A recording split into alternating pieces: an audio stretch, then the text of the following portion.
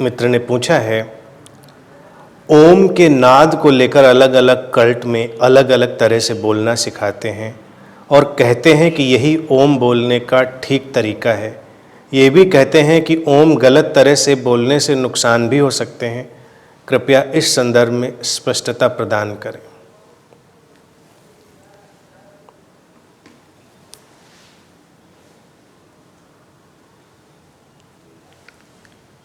Cult जो होते हैं उनका तो काम ही यही होता है, कुछ तो उनको करना है, कुछ ठीक को गलत, कुछ गलत को ठीक, अन्यथा कल्ट कैसे चलेंगे। और कल्ट का ये भी काम है कि वो बताए कि मैं सबसे ठीक हूं। ओम एक ऐसी घटना है जो बड़ी ही खूबसूरत है, उसको समझना है, उसके उच्चारण में बहुत नहीं उलझना है, उस कॉन्सेप्ट को समझना है। शून्य की खोज की तरह से ओम की खोज भी भारत में बहुत महत्वपूर्ण है। अब उसका पहले तो बेस समझें।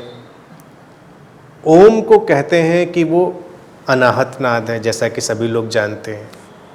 फिर वो कहते हैं कि 3 फंडामेंटल्स ध्वनियों से बनती है, आ, उ और मा। मा काइंड ऑफ मा, बिल्कुल माँ नहीं, माँ।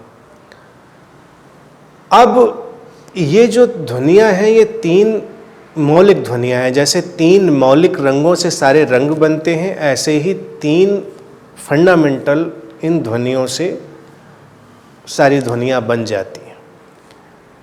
अब अगर हम ओम को उच्चारण की दृष्टि से भी देखें तो वो धीरे धीरे गहरे जाता हुआ है। आ अगर हम बोलते हैं वो कम गहरा है, ऊ और गहरा है, माँ और गहरा है।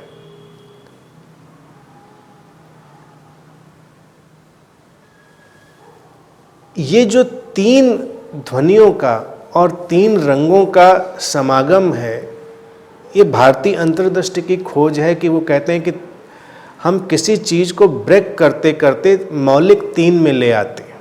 यानी अनमैनिफेस्टेड भी 3 मौलिक चीज़ों में टूटता है। अब 3 ध्वनियों में टूटा तो ओम बन गया, रंग बने उसके।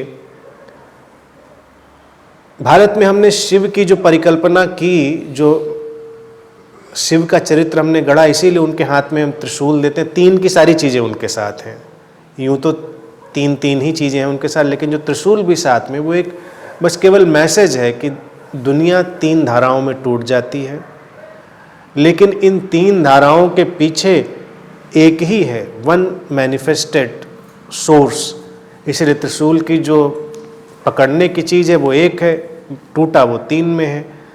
ओम की ध्वनि भी ऐसी है कि वो एक ऐसी ध्वनि जो सृजन से पहले है, यानी कि जो अभी अव्यक्त है और व्यक्त होने की ठीक संधि पर है, वहां पर जो ध्वनि सुनी जाती है वो ओम जैसी।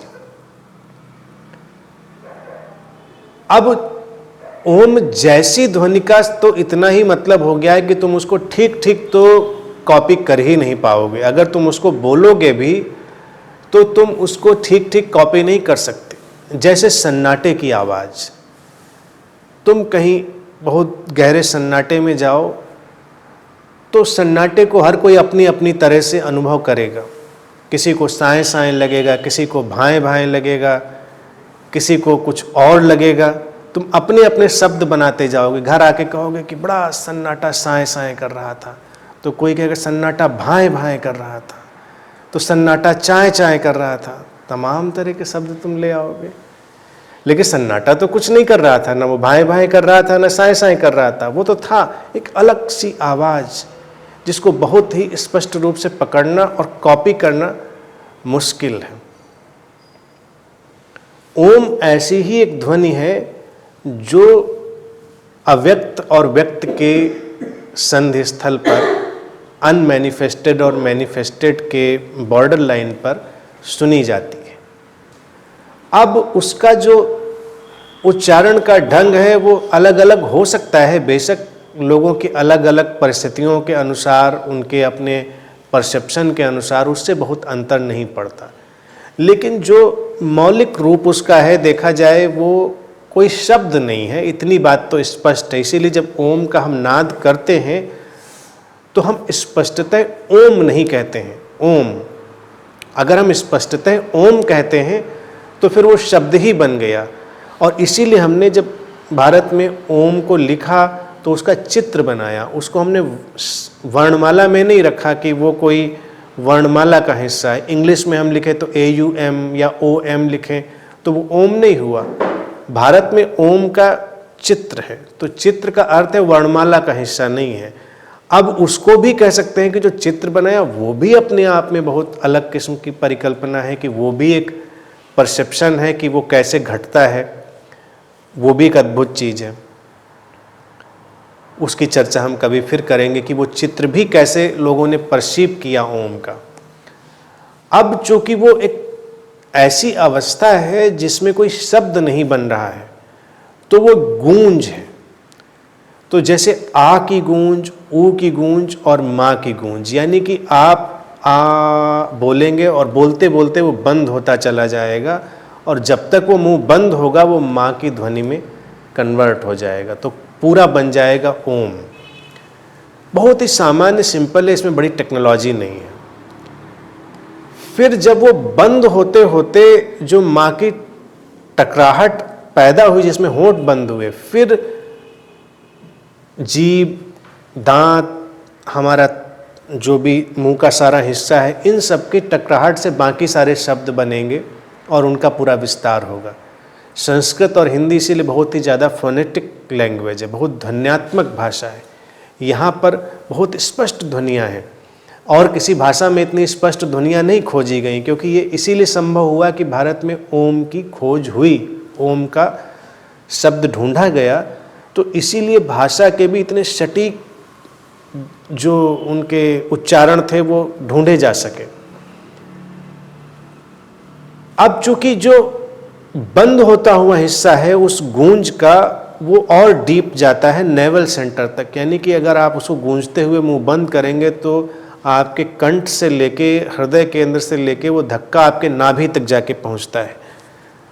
इसीलिए छोटा बच्चा भी जब शुरू में बोलने की कोशिश करता है तो कुछ माँ जैसा ही बोलता है, वो उच्चारण उसके मुंह से ऐसा ही निकल रहा होता है। इसीलिए हर कल्चर में माँ के लिए माँ से मिलता जुलता ही शब्द आया, मदर हो, मॉम हो या कुछ भी हो वैसा शब्द, यानी उसमें माँ है।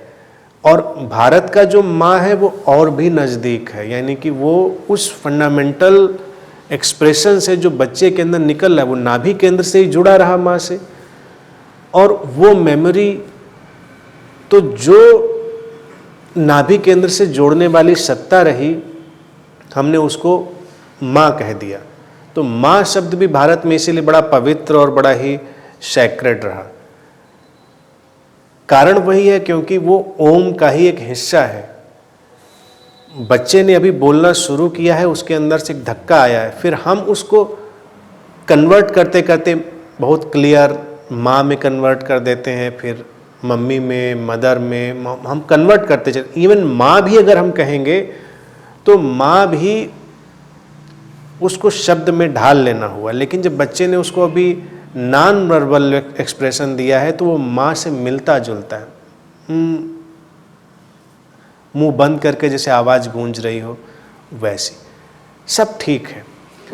शब्द में ढले वो भी ठीक है और शब्द से पहले जो है वो भी ठीक है। तो कल्ट्स के किसी झगड़े में नहीं पड़ना है, तुमको उसकी अनुभूति में उतरना है। अब अगर देखा जाए एक बच्चा माँ को केवल वो करके बुला रहा है, या सीधे सीधे माँ कह के बुला ले रहा है, या मम्मी कह के बुला ले रहा है, या मॉम कह के बुला ले रहा है, इनसे कोई फ़र्क नहीं पड़ता। उसके अंदर भाव होना चाहिए, प्रेम होना चाहिए, जो उस सत्ता के प्रति श्रद्धा है वो होनी चाहिए। फिर तुम कोई शब्द बोलो, उससे कोई फ़र्क नहीं पड़ता। अब ओम के साथ भी वही है घटना कि तुमने एक बार उसका कॉन्सेप्ट समझा, फिर तुम्हारे अंदर उस अनमैनिफेस्टेड की तरफ जाने की जिज्ञासा, उसकी श्रद्धा, वो भाव होना जरूरी है। उस भाव से तुम उच्चारण करोगे वो काम आएगा। वो उस भाव से उच्चारण नहीं करोगे, तुम बहुत तकनीकी रूप से उसको शुद्ध बनाने की कोशिश करोगे तो तुम बड़े टेक्नीशियन हो सकते हो, लेकिन तुम्हारे ऊपर कोई काम नहीं करेगा वो। तुम टूटे फूटे ढंग से भी ओम बोलोगे चलेगा, लेकिन भाव गहरा होना चाहिए। स्रोत की तरफ लौटने का, उस अव्यक्त से जुड़ने का वो गहरा भाव होना चाहिए। तुम्हारे लिए ओम एक एक्सरसाइज अगर हो गई है तो वो एक अलग बात बन जाएगी। भाव तुम्हारे अंदर रहेगा तो तुम उन ठीक ध्वनियों की तरफ पहुंच जाओगे, और वो ठीक ध्वनियाँ तुम्हारे लिए स्वास्थ्य भी लाएंगे। हर फंडामेंटल जो चीज़ है वो तुमको एक अलग हार्मनी में ले आती है। तो अगर उन मौलिक ध्वनियों का उपयोग किया जाए तो व्यक्ति के शरीर मन में एक किस्म का स्वास्थ्य आता है। भारत में इसीलिए ओम की चैंटिंग को, ओम के नाद को बड़ा महत्व दिया गया, क्योंकि वो व्यक्त होने का एक ढंग था साउंड फॉर्म में, ध्वनि के रूप में, और उस ध्वनि में प्रवेश करते ही हम अपने स्रोत की तरफ लौटते हैं, और वो लौटना ही बड़ा गहरा स्वास्थ्यकारी है। इसलिए इस चक्कर में बिल्कुल मत उलझो। कर्ट्स का जो ढंग है उनको वो करना ही है, उनकी मजबूरी है, लेकिन तुम अपने भाव से चलो। भाव से अगर तुम सीधे सीधे शब्द भी ओम का बोलोगे तो भी चलेगा, लेकिन तुम देखोगे धीरे धीरे तुम खींच लिए जाओगे, तुम उस तरफ खिंच जाओगे। हमारे यहाँ भी तुम देखो, हम लोग इनर हार्मनी मेडिटेशन में ओम के नाद का उपयोग करते हैं। हमारे पिछले 20 साल से तमाम लोग अपने अपने इनोवेटिव तरीके से ओम का नाद कर रहे हैं, बड़े ही सृजनात्मक हैं, क्रिएटिव हैं। मुझसे कई बार कहा गया कि इनको ठीक ओम का नाद सिखाया जाए, मैंने कभी नहीं सिखाया, मैंने करने दो। बस जो डिस्टर्ब करते थे उनको थोड़ा शांत रहने के लिए ज़रूर कह दिया कि तुम्हारे अगर ओम के नाद से लोग डिस्टर्ब हो रहे हैं तो थोड़ा शांत हो जाओ। बाकी मैंने सिखाया नहीं, you have to find it, तुम्हें खोजना है उसको। और मैं उसको इशारे में हर बार समझा देता था कि हार्मोनाइज्ड हो, संस्वरित हो, सूदिंग हो, तुमको अच्छा लगने वाला हो, जो तुम्हारे ऊपर बहुत ही शांत सुंदर प्रभाव ला रहा हो, वो होना चाहिए। तुम उसको अपना ढूंढो, तुम्हारा अपना ढंग हो सकता है, तुम उसको थोड़ा छोटा बड़ा कैसा भी कर सकते हो, लेकिन अगर तुम्हारे लिए वो हार्मोनाइज्ड है, सूदिंग है, अच्छा प्रभाव ला रहा है, तुम्हें खुशी पैदा कर रहा है, तो तुम्हारे लिए ठीक है। बस इतनी सी बात है। तो ओम से दूसरों को डिस्टर्ब ना करें, पहला तो ये, और अपने को भी डिस्टर्ब ना करें, ये दूसरी बात, और ओम की तकनीक में ना उलझें, ये तीसरी बात, और चौथी और अंतिम बात यह है कि उसके भाव में डूबें। अगर वो तुम्हें अच्छा लग रहा है तो सब अच्छा है, बाकी तकनीक कोई भी हो सब चलेगा।